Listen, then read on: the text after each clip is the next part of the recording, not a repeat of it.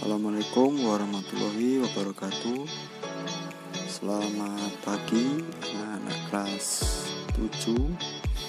Pada pagi hari ini Ustadz akan memberikan materi pelajaran IPA. Apa kabarnya anak-anak kelas 7? Insya Allah semuanya dalam kondisi sehat ya. Penulisan lambang unsur. Nah, ini yang melanjutkan yang kemarin, bisa menjelaskan tentang penulisan lambang unsur menurut Berzelius. Itu ada yang contohnya itu besi, itu ada yang aluminium. Jadi penulisannya ada yang huruf besar kalau dua kata, huruf besar dan satu huruf kecil. Nah, ini ya jelasnya saat berikan gambarnya, nanti dicatat ya di buku tulisnya kakak. Contohnya besi Fe dengan belerang S. Nah itu ya. Kita bisa yang nama-nama yang lainnya dan lambang-lambangnya juga. Serta pada pagi hari ini Ustadz juga memberikan sistem periodik pada unsur. Nah ini pelajaran ini anak kelas 7 dari pertama harus mempelajarinya supaya nanti naik ke kelas SMA bisa mempelajarinya lebih dalam lagi. Sekarang hanya mengenal lambangnya beserta nama-namanya ya. Nah, ini hasil pengujian asam basa dengan kertas lakmus.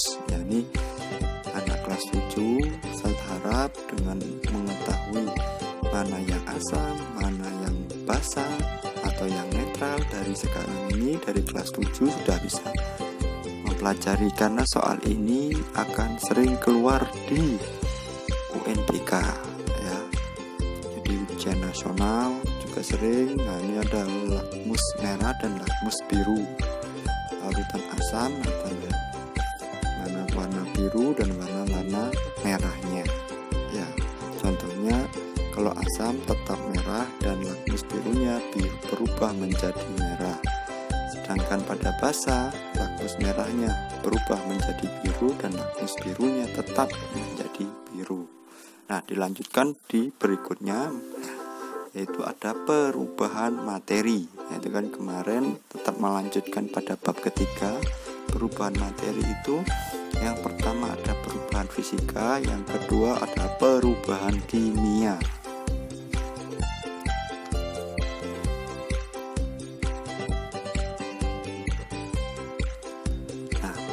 Perubahan fisika itu ada perubahan wujud, tentunya padat, cair dan gas. Kalau volume, air raksa, alkohol.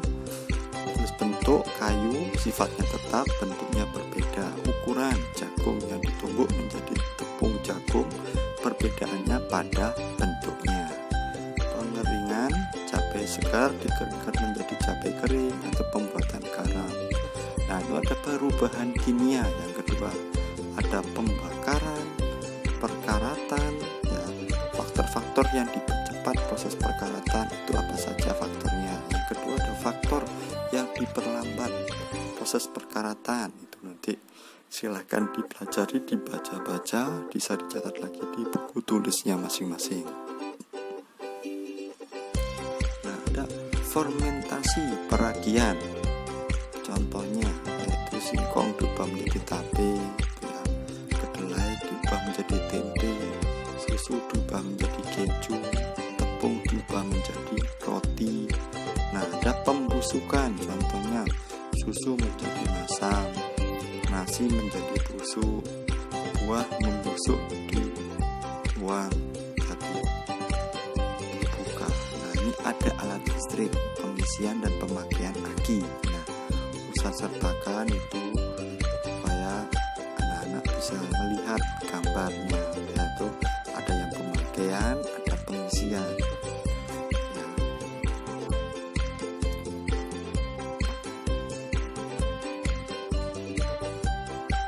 Nah ini fotosintesis. Nah mungkin waktu di MI atau di SD sudah diberi pengertian tentang apa sih terjadi reaksi fotosintesis. Nah, reaksi fotosintesis itu reaksi antara air dan karbon dioksida menjadi glukosa dan oksigen dengan bantuan sinar matahari. Ini tentunya pada tumbuhan ya.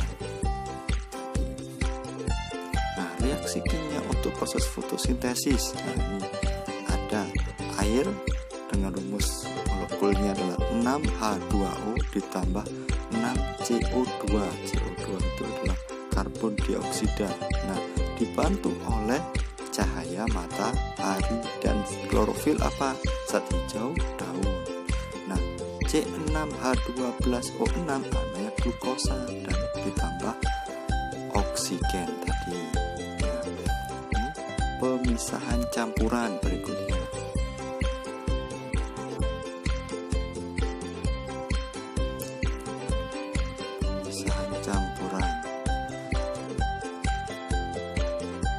Jangan lupa ya, Anda tetap ditulis di buku tulisnya, dipelajari ya. Ini ada pemisahan campuran. Yang pertama filtrasi penyaringan, yang kedua penguapan, yang ketiga distilasi penyulingan, yang keempat kristalisasi, yang keenam sublimasi, yang kelima tadi ya Kak, yang keenam kromatografi, yang ketujuh sentrifugasi. Filtrasi yang artinya penyaringan, ini pemisahan campurannya didasarkan pada perbedaan ukuran partikel zat yang tercampur. Nah, ini ada sertakan gambarnya, itu ada zat padat dan zat padat dengan zat cair. Filtrat ditentukan tadi ya.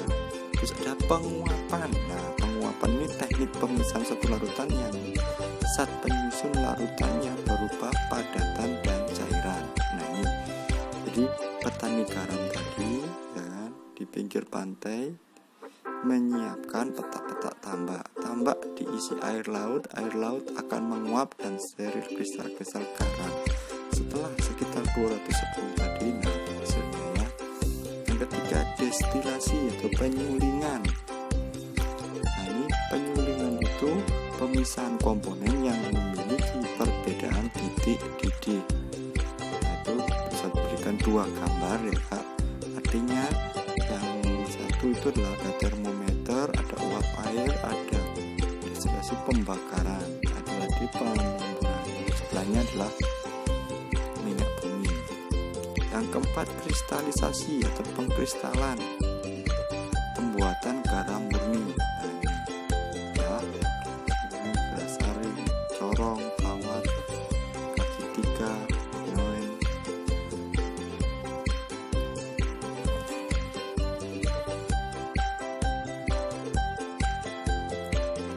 Proses kristalisasi itu ada pembuatan garam NaCl, pembuatan gula C6H12O6, pembuatan tawas AmSO4 212H2O. Jadi dia bentuknya mengkristal tadi.